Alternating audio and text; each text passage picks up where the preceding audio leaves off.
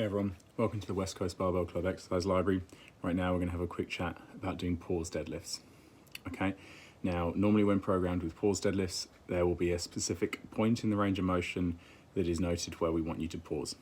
Okay, so if we're doing a low pause deadlift, for example, we're literally trying to pause as low as possible after breaking the plates off the ground. Okay, that's probably a little less common than a mid-shin pause deadlift, which is probably our most common pause deadlift variation that we would program. Okay, obviously being a mid-shin pause deadlift, we're aiming to pause the bar around our mid-shin.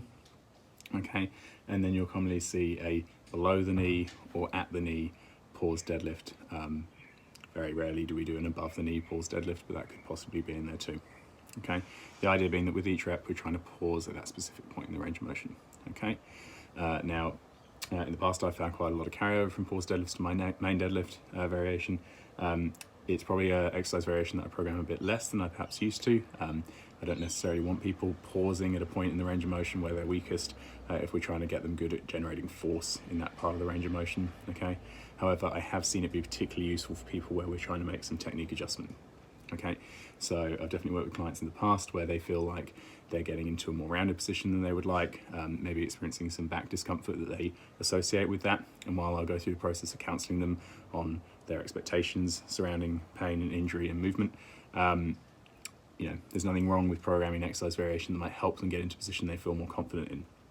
So I've definitely seen clients benefit from doing these pause deadlifts where it forces them to reduce the weight on the bar, but also to maintain a specific position to manage their fatigue during the course of a set. These do force you to work very hard to brace in position. Okay, it can become very tempting to lose that position during the pause. So I'm going to give a quick demo of a mid-shin pause deadlift. Okay, we're really just pausing until the bar is still. Okay, very rarely would I program a specific length of pause to elongate that time that you're in the pause. It's very unlikely. I can't think that I've ever programmed like a 3-second mid-shin pause deadlift where I'm deliberately getting someone to hold that position for quite a while. Okay, so we're going to have a quick look at a conventional mid-shin pause deadlift. As before, if you're unsure about anything to do with the deadlift setup, please do watch our comp deadlift video that went up earlier today. Okay, that'll cover the basics of how to set up for a proper deadlift. Okay, but for now, we're going to assume that's all been taken on board, and we're just going to do the mid-shin pause deadlift.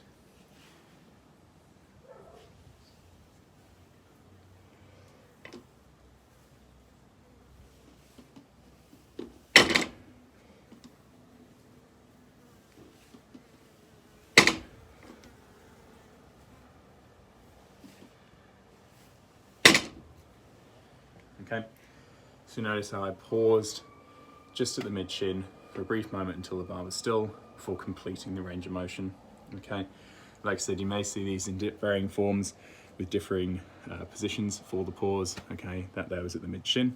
Okay, that's probably the most common one that I program for people.